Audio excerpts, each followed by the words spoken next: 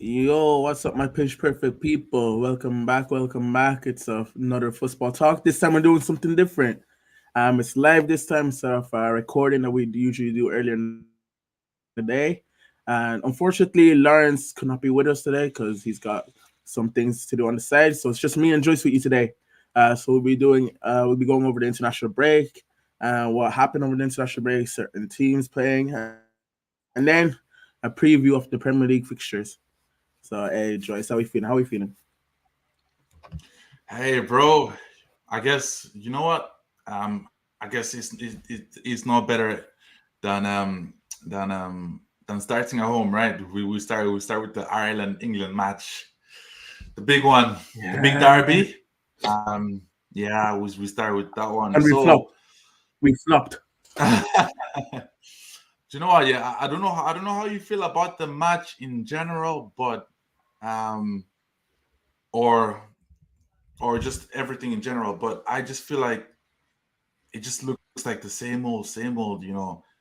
It just feels like it just feels like it was Stephen Kenny at the Mm, helm. It just feels like it was Mick McCarthy. It just feels the same. And look, I don't want to be too harsh on the new manager because it's only game week one. It's only his first game, sorry, and all these players yeah, are still new to the system, to his philosophy, but it still felt the same, bro. It still felt, I don't know. It still felt lethargic. The attack lacked the spark. There was no cutting edge. Adamida looked out of it. Edoziel Bennett.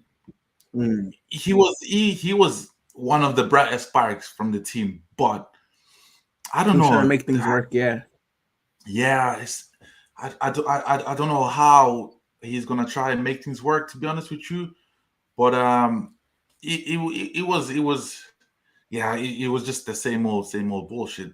But on the flip side, England looked a whole lot brighter.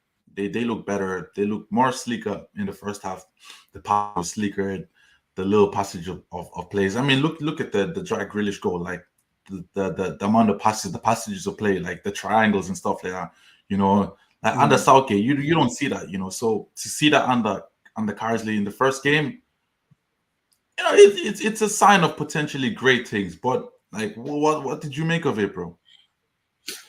All right, so I'll go on to I'll carry on with your Lee Kersey point. So I'm a big Lee Kersey fan. I've been watching his under 21 team for England, and as we know, last summer I think it was they won the under 21 Euros, and they were phenomenal. Nice, slick football, nice and quick. It's like one of those modern managers, and that's what England needed because Gareth Southgate didn't even have no system in place in the first place. You get me? So yeah, Mhm. Lee Kerr's at the helm for a couple of months. I'm interested. I'm interested. I hope England don't rush the decision for their sake. Give Lee Kersey time, and if they don't think Lee Kersey is the right appointment, try to find the right guy. But I did really like how England played. Anthony Gordon. We were talking about how England needed a direct winger, and we seen in that first half for Declan Rice's goal how Trent played one defense splitting pass to a direct winger and it led to a goal. That's what England were missing throughout the tournament, just direct running.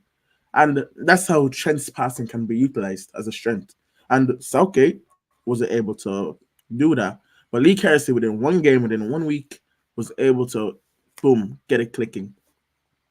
As for Mm. Ireland, bro, as we said, same old, man. We struggle, man. Thing is, yeah, as much as we want to put it on the manager, it's the standard of players. It really is. It starts from here in Ireland and then abroad. Like the Ireland of the 1990s, 2000s, let's even say early 2000s, we had the players playing top level Premier League football. So when you have players playing top level Premier League football, obviously your team's gonna be better, but the standard has dropped because the FAI hasn't been taking care of its teams that well, starting from under 15s up into the first team, especially ever since Euro 2016. We fell off a cliff in terms of player development and where players go. And with Brexit coming in, we've now got a lot of players going abroad. And hopefully within the next 2, 3 years, we see these players breaking through. Like for example, Zefia Inter Milan. I think his move now, but a move like Inter Milan, just keep going in Europe, try bolster their place. And as for our domestically, we need to pattern up as a whole league, as a whole function, because the crowds that some teams are lacking in it. And then I feel like, okay, cool, the Premier Division and the First Division, cool, yeah, we have nice two leagues, 12 teams in each or around that. But this development of play isn't great, and I feel like there's no like major risks involved. Like for example, where in England you have your top four leagues and your non-leagues and whatever. In Ireland, you just have your top two leagues, and then you're like that. You're either bankrupt or you just stay in. You get me? I feel Mhm. like if you wanted a top league and you wanted your home players to develop, I think this is where, like for example, the Irish rugby team, I think this is where the North and the South have to get together, start talking, because both leagues need money as well. Both football associations need money. So come and talk, create a league, create multiple leagues, and have teams travel just play each other. Whether you have like a playoff system, then when you reach like top eight or whatever, cool. That's common with me. Because at least both like countries can now develop the players, and it gives more money, more viewership. Viewership's a big one because RTE, TG Car, all of this, you get like what 20 games a season. That's woeful. As a country, that is woeful, horrible. Like you have Sky Sport and BT supporting these guys, supporting England, left, right, and center. You get bare championship games down there. You even get non-league games, but we can't even do that for our own country. Like that's woeful. Like we have to, even if we think these players are mediocre, yeah. If we want these players to develop better, we need to give them a platform to build on. This is what we're missing. We need a platform to build on. We need the money rolling in so we can invest in football in the country. Like football or soccer in Ireland, like has gone down. It isn't even a top three sport in the country no more. Like it goes hurling, No. then Gaelic football, then rugby. Like bro, that's how far football has fallen in the country. Like so, the whole Mm. FAI needs to look at themselves in the mirror and be like, yeah, we need to change this up. We need to revamp the whole system. But yeah, that's But my you know thoughts on what? it. Yeah, And I was gonna ask you like because you look at it with like with France and Belgium and now England to an extent, like, and you see these countries where like they are appreciating and they're what you call it, they're being understanding in a way that look, there's diversity in the country. So like they're bringing in a lot more foreign kind of players into the team, and we're seeing success yeah, off it. So like that's something Ireland needs to kind of push on a little bit, like bringing, the I don't know. Now don't get me wrong, I'm not saying that this is gonna be magically now changing results, but like do you feel like that's something that's a direction Ireland should probably look into a bit more, bringing in foreign nationals? um, yes, I think if you bring in foreign national players, like obviously with England and France, they have their homegrown rules, and with this, if you bring in like foreign players, European players, Africans, whatever, yeah, if you bring in the best players from those like countries, the standard will go up because they'll be like, okay, we see these guys, we see how good these guys are. This is the level we want our players to be at. So then, obviously, these players will need to step up. Obviously, training is gonna they're gonna work harder in training. They're gonna be their mindset will be different. So obviously, if you say 23-man squad, yeah, for a season, let's say that 7 to 8 homegrown players from Ireland is minimum is what you need, and then boom, just try bringing them national players because that way the league will develop as a whole. First of all, because it'll get worldwide attention because we're bringing in players from different countries. And then secondly, our players will develop and they're getting their own platform to build on. More money coming in towards the FAI to spend on football to improve our infrastructure, to improve our coaching philosophies and all of that. So yes, bringing these foreign players, in my opinion, will improve Ireland as a whole. But will that happen? Mm. I don't know. But this is the I don't problem know. I now don't know, because man. the root of the problem is the root of the problem, in my opinion, is the FAI because everything Mm. goes through the FAI. The League of Ireland, the what you call it, the stadiums, the stadium infrastructure, the league, what you call it, the league E- league cap size, the league funding, all goes through the FAI. Like So, even um, like our junior teams, like even all of that goes through the FAI. Like flipping hell, but man, bro, everything's to do with FAI. you see it in What? England, bro. Like you see it in England, like before '92, bro. Like England, like the English division, Premier Division, was just basically 95% English players, bro. It was just it wasn't.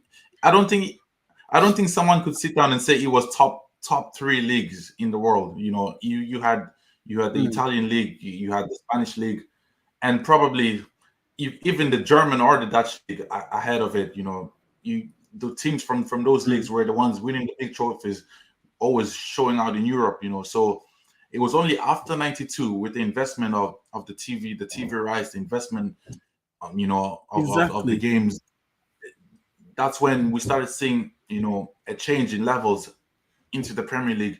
So I feel like the exact same could be, or similar could be, replicated with the FAI, where they could, I don't know, they could be willing to find some sort of a sponsor or invest themselves their own money into the League of Ireland, where the League of Ireland becomes, it doesn't have to become the Premier League, but it No, could of course become not. one of those leagues where, like, bro, if Shakhtar can have a team, competing in the Champions League year in year out, bro, I don't see Consistently, why. yes.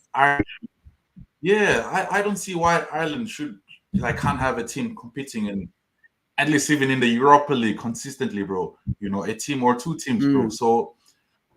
So I feel like it all starts with the FAI, and we know, bro, we both know how corrupt the FAI is already as Oh, for as a sure. whole. So we won't go into that, but yeah, I think it's gonna take a long, long time before any change can be made. But Literally, it all starts from the you top. were talking about Kevin Go on. Zeffy, bro, and obviously we know Kevin Zeffy is Albanian, isn't it? So, like, this is why I Yeah. asked you the question. Like, you look at guys like a Kevin Zeffy, who's Albanian, Edozie, who's Nigerian, Obafemi, who's Nigerian. Like, this is why I was asking, like, do you feel like we need to bring in more of these guys into our squad, to kind of, I don't, no, I'm not trying to say just on the quota thing, like, but to bring, if they're good Mm. enough type of thing, like, do you think we need to start looking outside the box and look up more towards, I guess, these foreign nationals who have lived in Ireland, who have played, sorry, who are eligible to play Mm. for Ireland at that level. Like, even what's his name, Smodix as well. Smodix is what you call it. He's English slash Hungarian. Like, and he's easily Mm. probably the best player in the squad. So do you feel Oh, like, facts. That England game showed he was a level above. well, yeah, Yeah. well, there you go, bro. So, and my thinking is just like, if England can do it, France can do it, Belgium do it, and they are successful with it.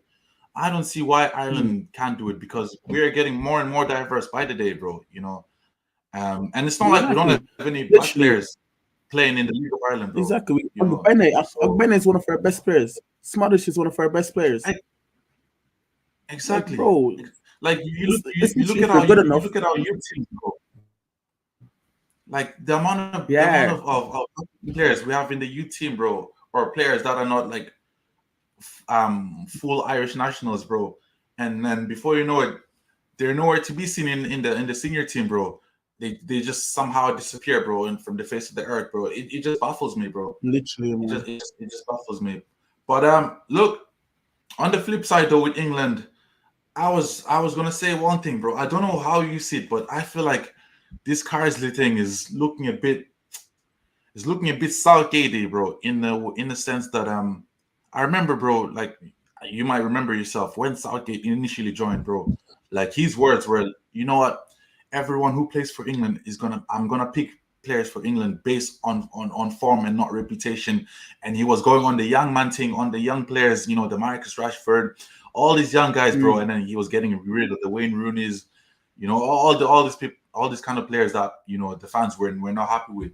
So and then before you know it, then he started going on this cycle where we saw the Calvin Phillips of this world and all Yeah. this the Harry Maguires of this world. So like I don't know, I feel like that's what Carsley is trying to do now. He's trying to win back the fans over by bringing in your Morgan Gibbs White, your Noni Madueke case, all these kind of people, your Levi Colwills.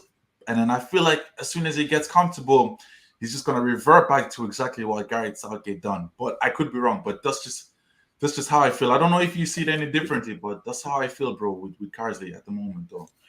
See, I hear what you're saying, yeah, but I think with the difference with Kersley is the players he brought up were both on merit, good enough form, and he had leeway because it was like Nations League. No one really like cares much about Nations. You get me? And there's players that he was familiar with from the under 21 system, and players that he know that he won the championship with. So they have that mentality to go and win day in day out. And as you said, guys like Madueke, Gibbs White, Gomez, Colwell, they're all familiar with his system as well. So these guys are already comfortable in that setting. So I hear what you're saying. I think he will still stick with like those players like that are already part of this system, like your Maguires, your Stones, or whatever. But I do think he'll slowly, if he gets the job, this is if he gets the job full time, will slowly transition the players into the teams. But yeah, I rate Lee Carsley, so I'm not too fussed about it. So what do you think about that?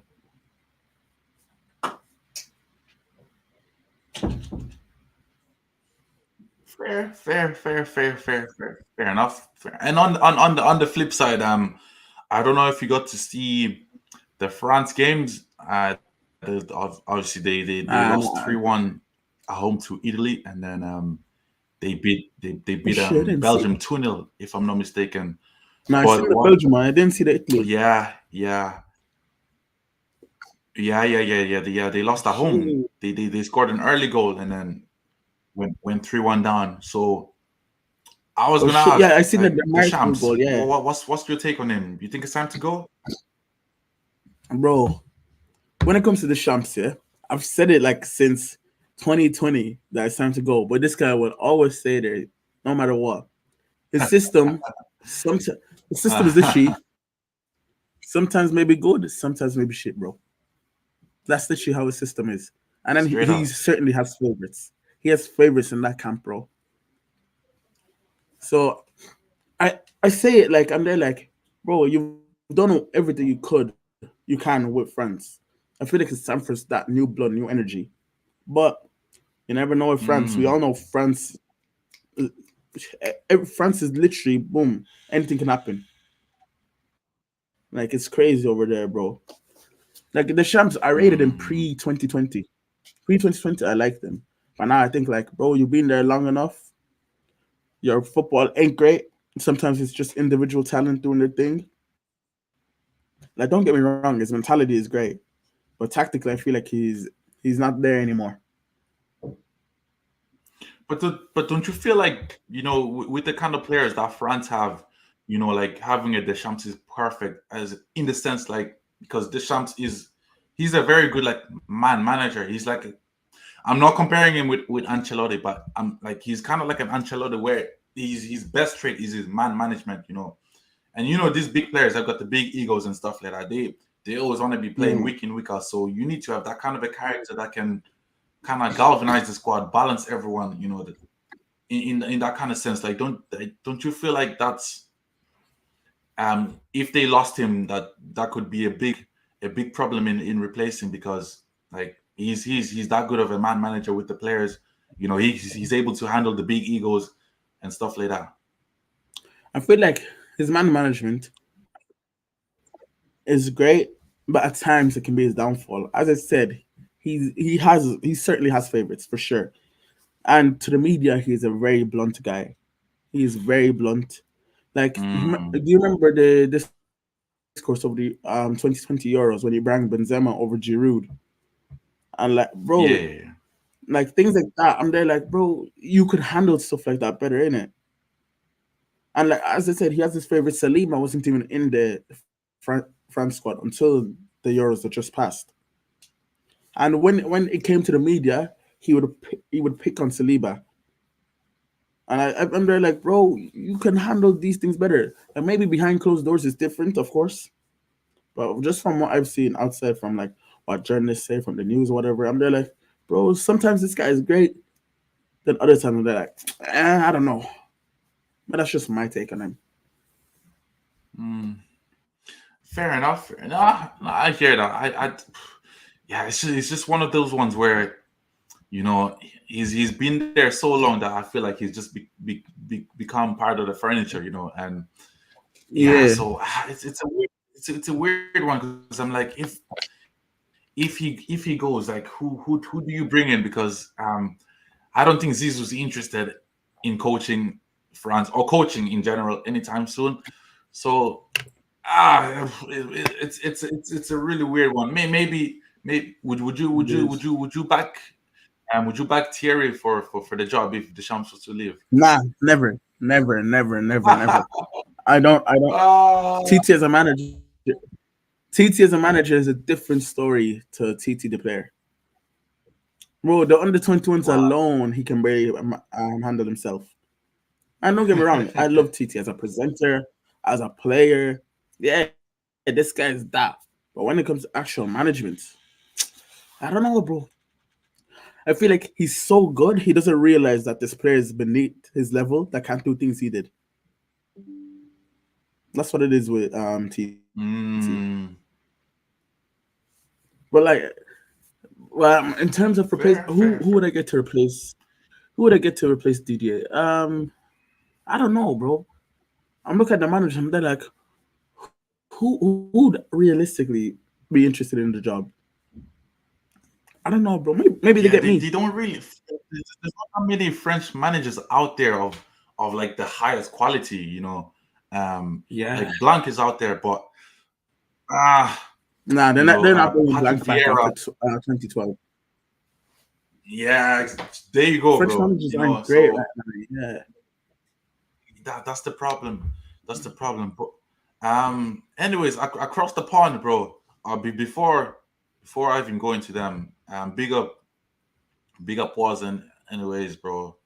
Big up for the comment. But My yeah, goat, my goat. across the pond, anyways. Belgium, bro. Belgium. Where has it gone wrong, bro? Where has it gone wrong, bro? Bro, it's been wrong for the past 12 years, bro. The past 12 years has gone wrong. Like, real talk though. These guys can churn out talent day in, day out, yeah? And it's not even the Belgium FA, yeah? Because the Belgium FA have done everything they can. The Belgian league is going year by year. The players they turn out are unreal. Their youth team is great.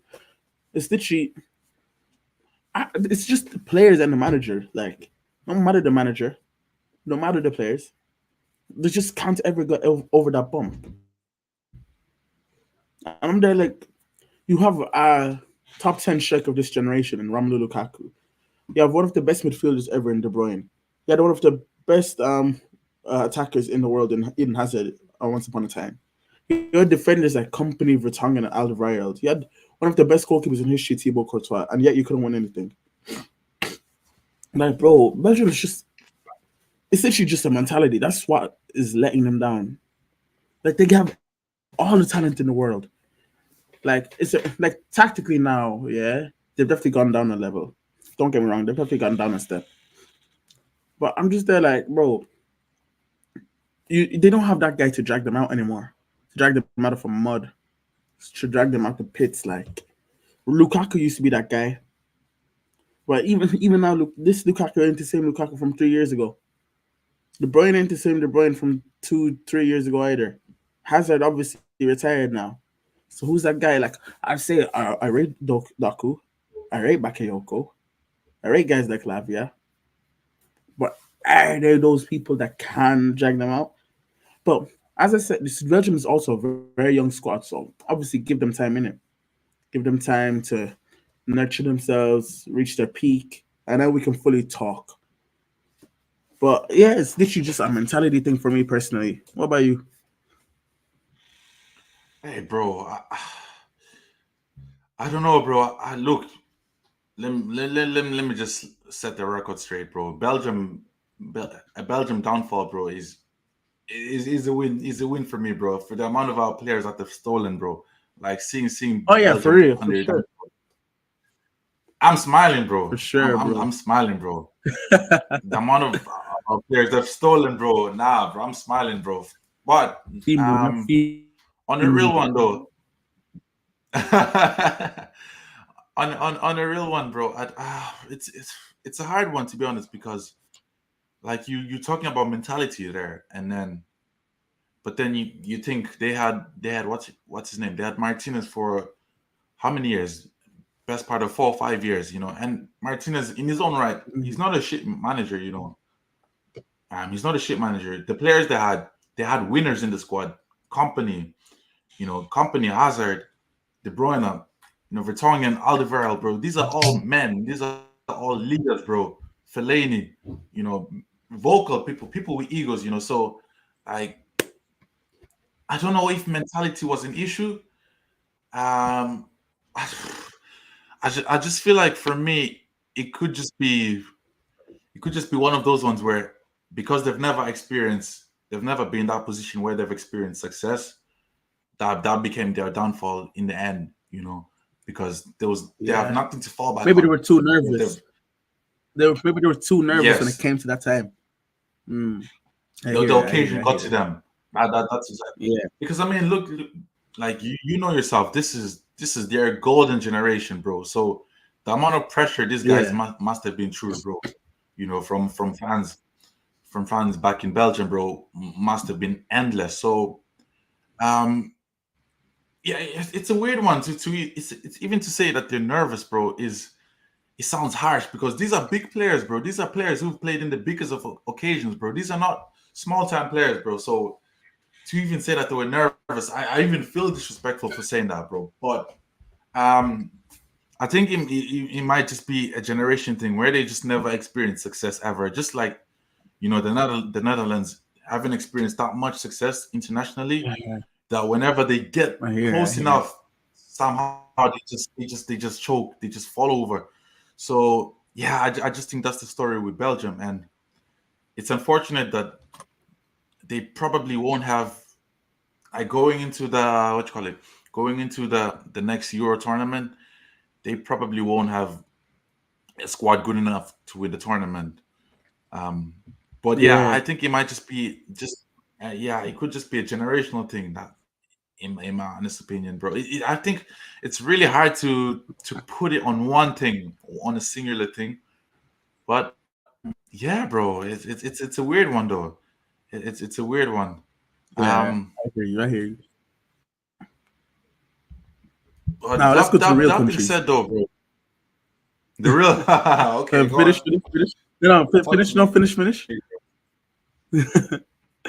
Now, what were you gonna say before we move on to the real football?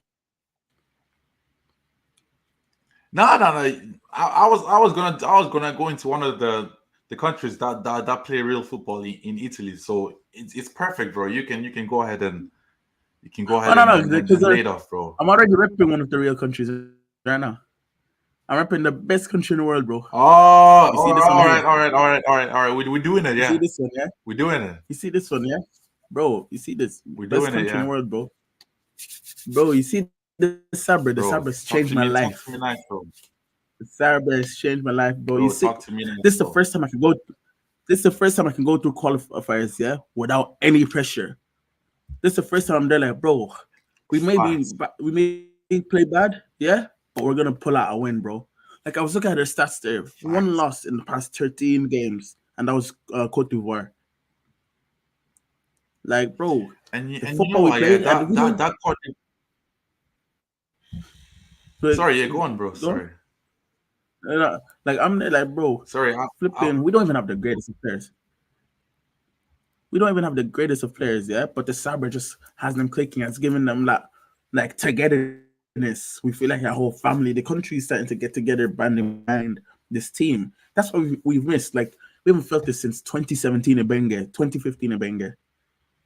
Like he's Yeah. bringing that glory again. And I knew this team was like proper, like firm when we didn't buckle on against Senegal. Senegal are one of the better nations, one of the better countries in Africa. But we didn't fall under no pressure. We came back. We even were 1-0 down, but we came back, grabbed a point, boom. I just carried on like nothing happened. And that's why I love what the Cyber has brought us, for sure.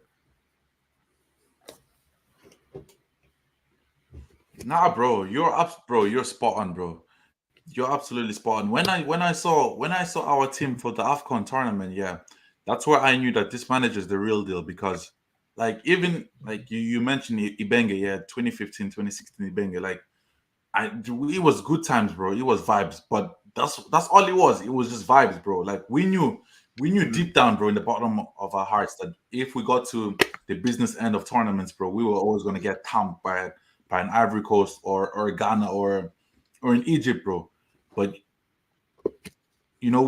with the Sabre, bro, when I saw his team for the tournament, yeah, that's where I knew that yeah, this is the real deal because Congo, bro, I don't know, we've always been a country where we've like managers have just picked players based on reputation, bro.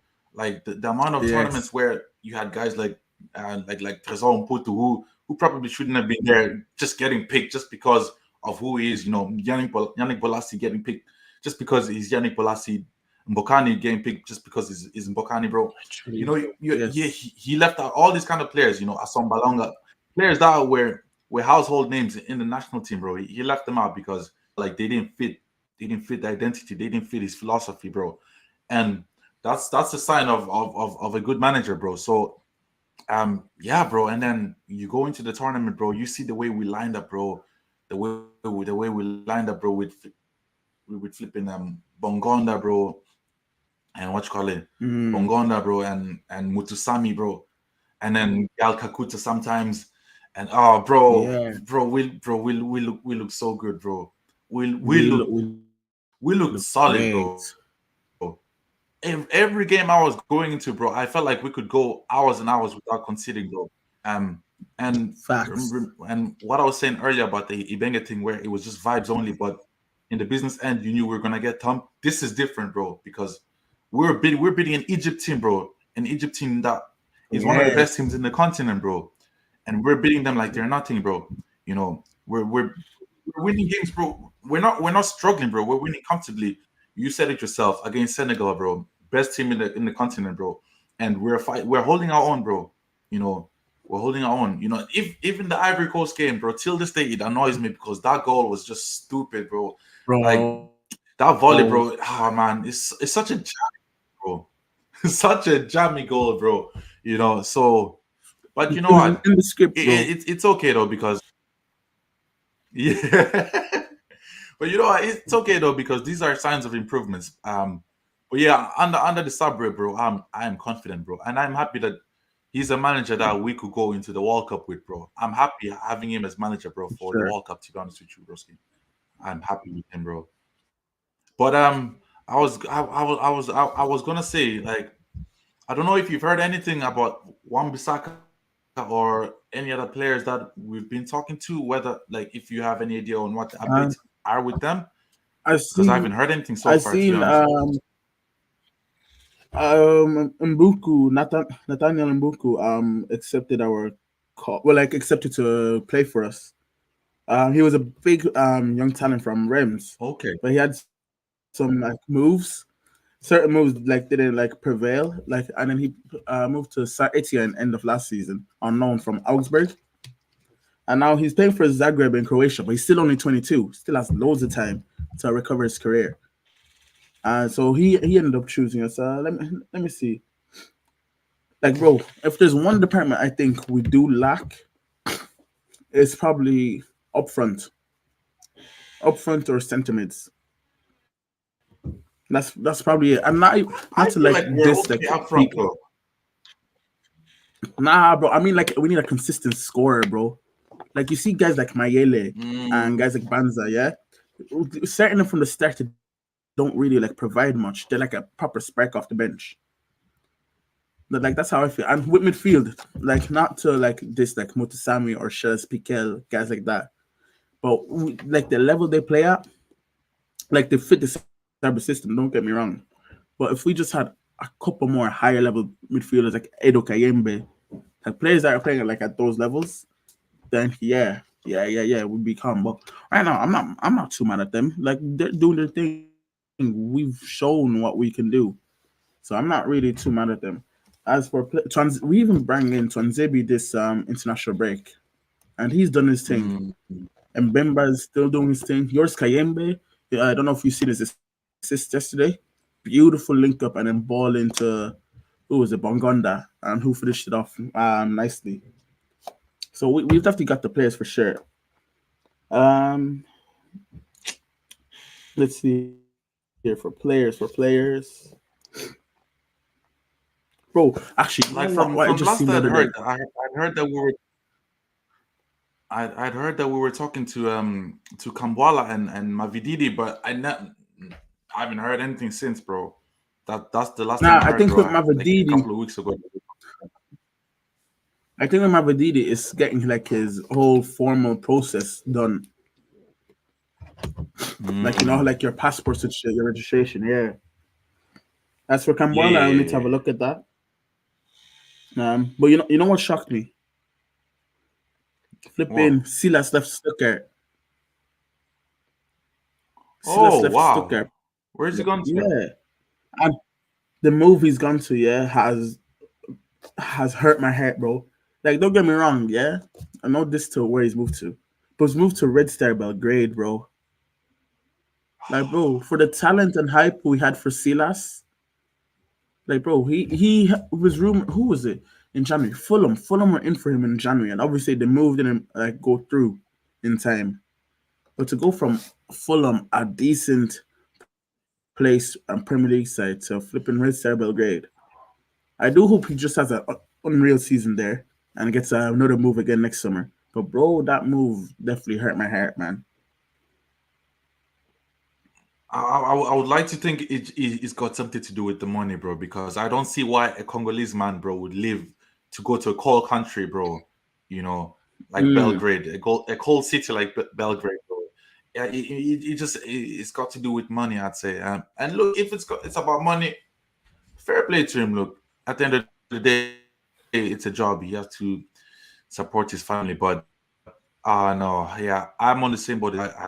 I was expecting more of him, to be honest. Um, yeah. but it probably is a financial situation, anyways.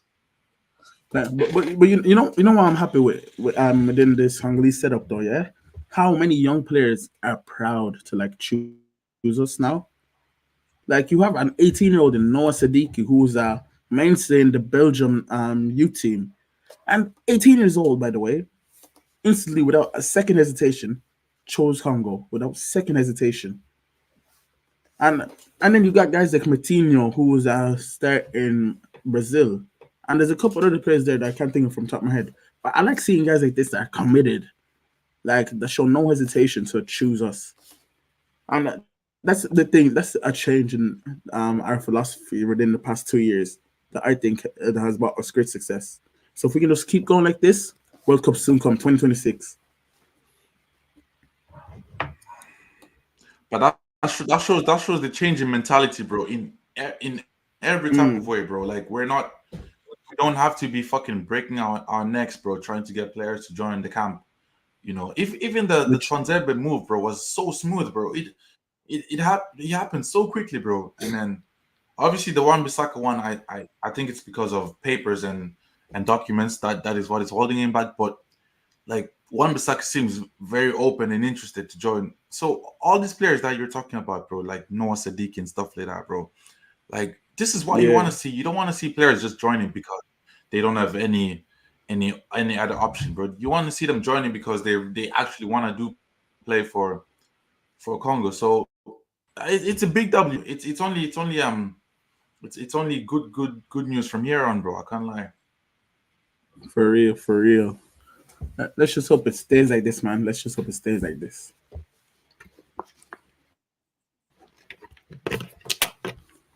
But anyways, That being said, that is that for a break. Let's go back to the business, the real business. So game week 4 of the Premier League. Manu, Manu. Early kickoff. Game week 4, 12:30 kickoff, bro. 12:30 kickoff, bro. The worst one out there, bro. Um, Yeah, but I Southampton, don't know man, how I you feel, to gotta be win. honest, bro. I can't lie to you. I don't know how I feel You about it. gotta win. Um, Southampton, but it's gonna be a difficult game. There's loads of people out there on social media who think, but like it's not it's definitely gonna be far from it. Like Southampton are gonna give us a tough game. Heck, they might even have more off the ball than we I do. wouldn't be But surprised I to have think we more. should have enough though. No, Wouldn't be surprised, yeah. bro. Russell That being Martin. said, though, I That's think his philosophy. Russell Martin. no, but Like, yeah. That bro. that being said, though, I would like to think we should still have enough though to get the victory, bro. Like if we're struggling to beat Southampton, then bro, he might as well just leave on that day, bro. As soon as the game ends, he might just buy the next flight to Amsterdam because we're cooked, bro. You know. So yeah, it's gonna be a tough game. Make no mistake, it's gonna be a very very difficult game. Southampton are gonna come to play. They're not gonna sit back because Southampton need the win as much as we do because the season hasn't started well for them. So they need this win Mm. as much, if not more, than we do. So it's gonna be interesting. It's a must-win game for both sides, which means that it could be a very expansive game. You know, it could be end to end because both teams are trying to score, both teams are trying to get the 3 points. But nonetheless, I'm just happy that the Prem football is back. It's Yeah, unfortunate for that sure, he for has sure. to start with us in case we lose, then my whole weekend might go upside down. But you know what? I'm happy that Prem football is back again, though. For sure, for sure. Um, United, we need a big performance. This is a game where you need to shut up the crowd, shut up the fans, the rivals. Let them know, okay, you've got 2 weeks off. You've all come together. You've all done your training sessions and shit. Now you need to put in work, put in place. Just throw the sock in everyone's mouth. Be like, yeah, this is it. Where we've arrived. 3 games, cool. You've had the first 3 games. Not a great start. 3 out of 9 points. But now pattern up. Come on, let's show the people. Ten Hag, third season now. This is your third season. It's time. It's time to kick on. Like right now, you ain't doing great. But hey, Southampton, this is a good foundation to build on. Good platform. Now, to put that foundation in place, a good, comfortable win. That's what you guys need. As for Southampton, Russell Martin, I rate you. As I've said many times, I rate you. Give me more of that nice football. Time to start getting the goals flowing because you've missed a lot of chances these first 3 games. Time to kick on, get 1 or 2 goals, and try to be defensively stable. Try to get that stability going. I still don't know how Alex McCarthy is a manager is a goalkeeper still, but that ain't my problem. But yeah, that's my take on that. All right. Well, in that case, we're just gonna run through each game. Just a little preview on each game by game. Let me just pull up the fixture list for the weekend.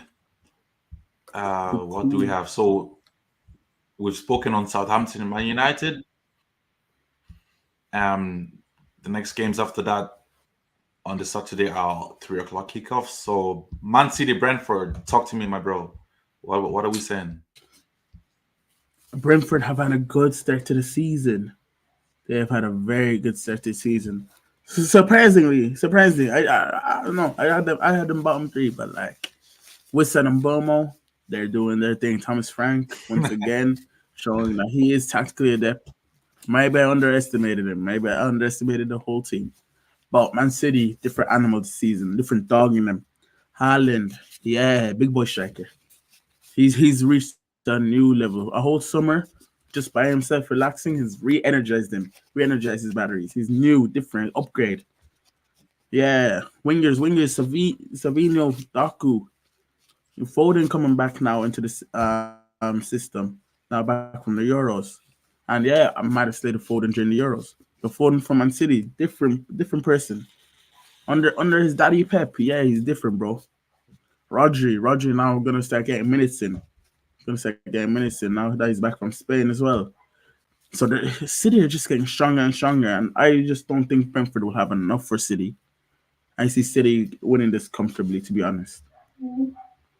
And City at home as well. So say no more. Say no more. City for me.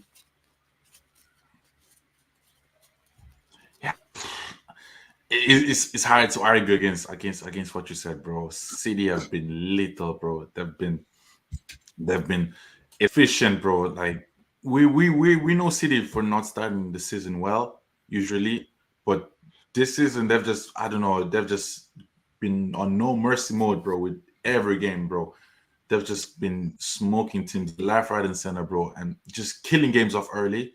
So yeah, but at the same time, like you said, Brentford are on good form. You know, the flipping duo of Mbemo and Wisa is looking really, really promising. Tony now gone to Saudi. How big of a miss will that be for Brentford? It's gonna be interesting. Gonna be interesting. Brentford are definitely gonna make hard work of the game, but yeah, I think it's fair to say that we can't see any less than a City win. To be honest, Mm. um,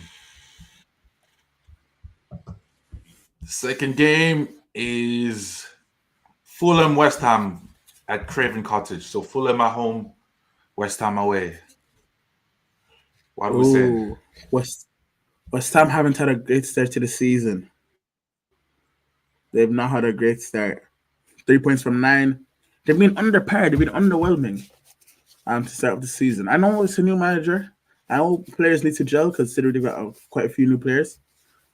Fulham have been good. They've been good on Marco Silva this season. I think unlucky to only have 4 points from 9, especially with that United game.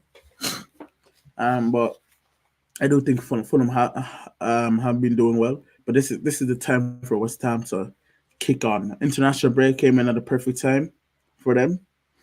Now all settled.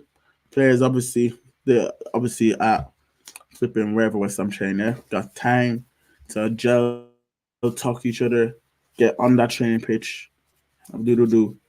How I think the game will go. I feel like this is the time for West Ham to start picking up points on the board. Fulham have been really good this season, but you see, both teams are prone to conceding a goal or two.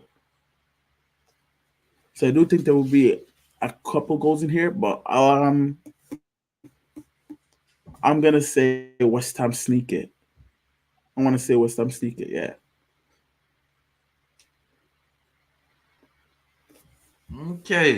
Okay, okay. Interesting take. You made a very good point, bro. Both teams.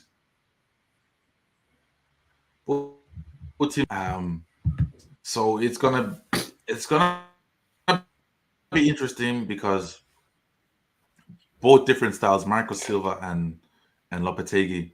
You know, Marco Silva is I don't know, he's a bit of an attacking minded manager who likes his defensive block, who likes being solid at the back, and then Lopetegui is a bit more pragmatic, but at the same time he's not afraid of attacking when he has to. So it's an interesting style. It's an interesting clash of styles. Just because Fulham are at home, I would like to think that Fulham could edge it, but at the same time, this is one of those games that could just go either side, bro. All it takes is just one wrong referee decision to just change this game. You know, Literally an hour. you know, and in this league, bro, you can never count that out, bro, with the referee decisions. But Never. anyways, I would I would go for I think both teams score for sure. But I don't think either team would have enough to go away with the 3 points. I don't Okay. think no. Okay. Okay. Okay. Okay. I hear And you. I then hear you. the third game is Crystal Palace, Leicester City at Selhurst Park. Ooh. Okay. Okay. Okay. Both teams on 1 point. Crystal Palace getting picked up the first point to Chelsea. Didn't didn't deserve to get a point there. But we don't speak on that. Nah. They did. They did. They deserve that point. They deserve that point for sure. Is this the time now for Crystal Palace to kick on? It should be. It should be, especially with this like with the amount of defensive players they got in now. They should be more stable at the back. They should have a good few leaders in there. They got Chaloba coming in. They kept McGurry, like Quares coming in. So and then you have Leicester. Oh, Leicester are iffy because you know what? Yeah, since the return, Leicester haven't been that bad. They've not been that bad. They have been able to score goals, but they've also conceded a bit. But I do have Crystal Palace edging it. I do have Crystal Palace getting the win. I think this is the time. This is the time for Crystal Palace to, you know, just get their wins on the board. Start like stacking them up.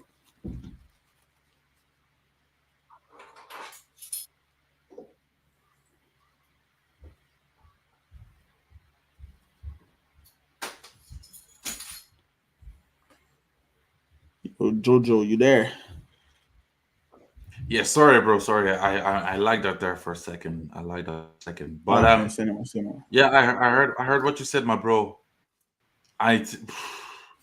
Yeah, I think it's gonna be hard to argue against you on that one, bro. Leicester have looked good.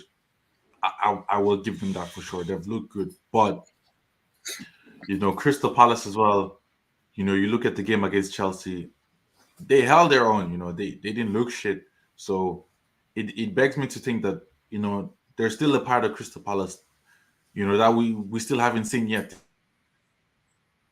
For sure, for sure.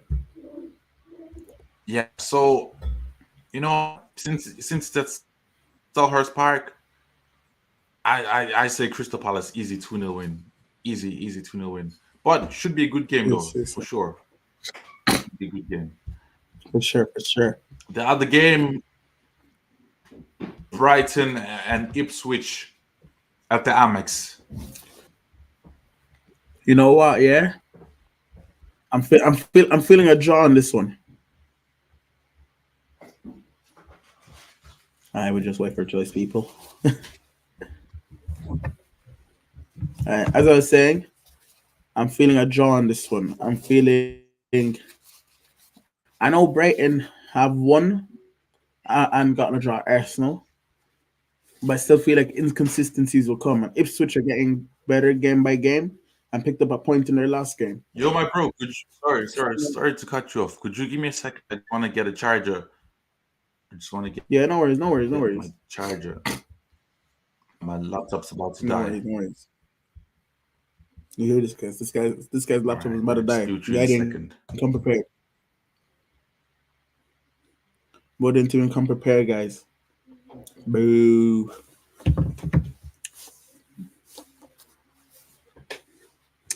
Three viewers. Yo, what up, my three viewers? What up, my people? What up, my people? Oh, we went down to one. What a disappointment. Nah, for real though, for real. We're gonna get up. We're gonna get up. We're gonna rise quick. Uh, we're gonna end this soon, cause bro, I got work in the next hour.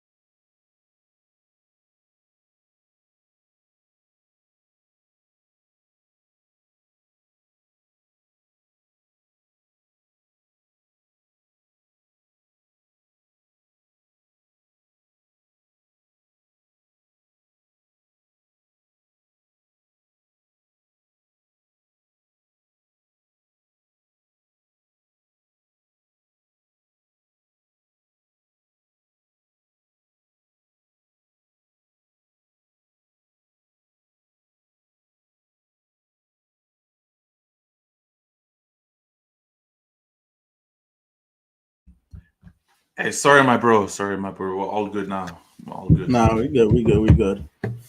So as I was saying, I think Ipswich will be able to grab a draw because yes, Brighton have gotten 4 points from the past 6 games. I'm 4 points from 6, both being United and Arsenal. But I feel like with a squad like theirs, inconsistencies will come, and Ipswich have been getting better game by game. So I feel like Ipswich will be. I know Brighton are home as well, but I feel like Ipswich will surprise a few people and be able to make a draw.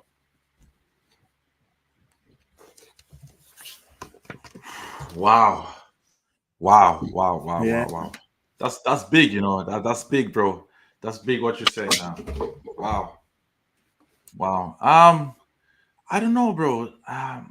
Ipswich have been playing well this season so far. They have been playing well, but I just feel like their downfall will just be the lack of quality they have in that team.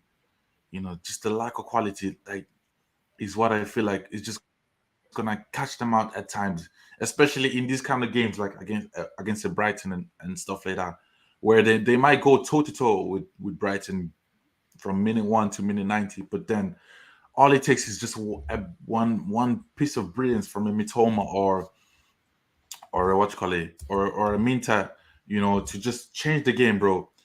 That's the thing. Like, Ipswich don't have those kind of players like a Mitoma who can just change the game in 1 second, bro. So that's the difference. Those are things that I feel like could be the difference between between Ipswich and Brighton in this game, unfortunately. But yeah, I hear you. I'd say Brighton win. It definitely won't be easy, but Brighton win. Sure. I hear you. I hear you. You need a few shocks in it. You need a few shocks. Of course, of course, of course, of course, of course.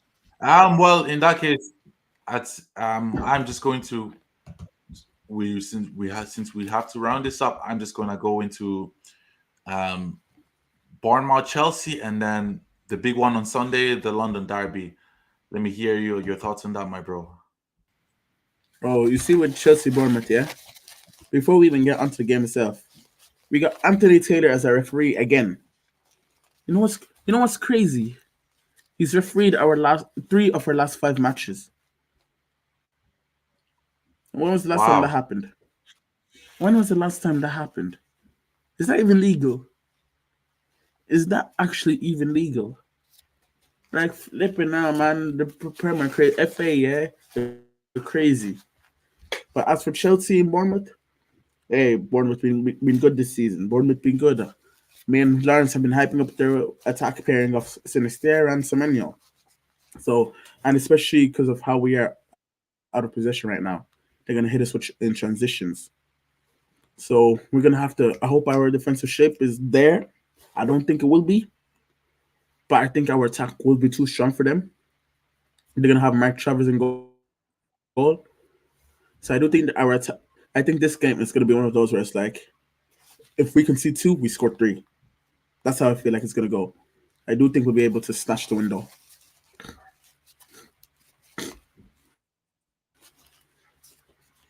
and last but What about not you, least, Jojo? the big one on Sunday, bro, the London Derby. Bro, Arsenal are falling. Odegaard injury, Rice suspended, Jesus Mm, injured. It's gonna be iffy. It's gonna be tricky. What are they gonna do? What system are they gonna play? We know Arteta has many ideas in his head, but this game is in Tottenham's advantage. If Arsenal do, if Arsenal are able to avoid defeat, then this is where it's like, yeah, okay, Arsenal are there again. They're one of the top dogs again. They have that mentality again this season, and it's a chance for Spurs to, confidence, morale booster. Because this season, I don't know, this season Spurs haven't impressed me. I'll be real, they haven't impressed me. But this is where they can lay down the mark and be like, okay, we may not be at your guys' levels yet, yeah, but look at us, we're improving, we're building. So that being said, I am gonna go. Oh, I don't know. Even though Arsenal are like it, I mean, they're like, I don't know. I feel like Arsenal could edge it. I feel like Arsenal could edge it. Yeah, I Ooh. think I'm gonna stick with Arsenal. I'm stick with Arsenal. Oh, Yeah. damn. Well, at least for once, that's something Lawrence would like to hear you say for once, and so you guys will be fine for He's the such a weekend. hater, bro. He's such a hater. but but no, you know what? I can understand where you're coming from because Spurs have not been that impressive this season so far, and I feel like the Postecoglou sauce, bro, has just dried out, bro. I think this season he's gonna be found out a bit more. I don't think the media is gonna be as friendly and as pally as they were with him last season as well. Like Yeah, when the pressure comes, bro, I feel like they're gonna make him feel it, bro. Like last season, like they let him off very lightly, bro. Like in games for like sure, for sure. when they lost against you, well, like the 4-1 game with the two red cards. Those kind of games where they shouldn't have lost, where they lost. The media was very light on him. They're very all friendly, all lovey dovey. I feel like this season it's gonna be the exact opposite. The media will be hard on him after every game. They'll be hard on him for the next couple of weeks. For sure, So for sure. yeah, I'm gonna go for a draw just because you mentioned Odegaard and Rice will be unavailable, and those are key players for Arsenal, bro. Mm, The key players for Arsenal. So you know, replacing them is one thing, but winning without them against Spurs in the London it's Derby is another another one. thing, Yes, bro. You know, so yeah, bro, they're gonna be real huge misses. Um, but yeah, I see both teams scoring because that's what that game always brings. It always brings action. It always brings end brings to end. It goals. always Yeah, brings the high tempo. It always brings goals exactly. Um, yeah, but I feel like neither team might live with the 3 points. But it should be a good game though. It should be a good game nonetheless. Should for be a real, good for real. game. But that being said though, thank you to everyone who's tuned into to this episode of the Football Talk. We appreciate all the support. Again, we appreciate all the love, all the comments, all the engagement on all social medias. Trust, we're seeing everything. We're seeing all that you guys are saying. Appreciate it. We're seeing all Appreciate we're seeing all the retweets. So look, guys, we're gonna try to be more consistent. We're gonna keep the consistency. Just try to be more and more consistent. Try to provide you guys with content as much as we can. Not just provide you guys with content, but provide good quality content. Um, but yeah, before I leave off, should they be expecting a chat about Chelsea show from you this week or no, bro? it. Nah, I'll drop a little something before the game. Yeah, for sure. I got an episode lined up for them. It'll be a more in-depth Okay, preview compared to what I dropped in there. Yeah, okay. Well, in that case, guys, just stay tuned. Keep updated on the channel. We post anyways on all social media. So just look out for Richie's pre-match analysis. Might drop any time within the next couple of days. As for me, I will not upload any Trafford talks. So the next time you see me will be for the post-match review of the Southampton game. But other than that, thank you again to everyone who's tuned in. For all those who will watch it later, we appreciate the support again, and we will see you guys later on this week. Peace. peace.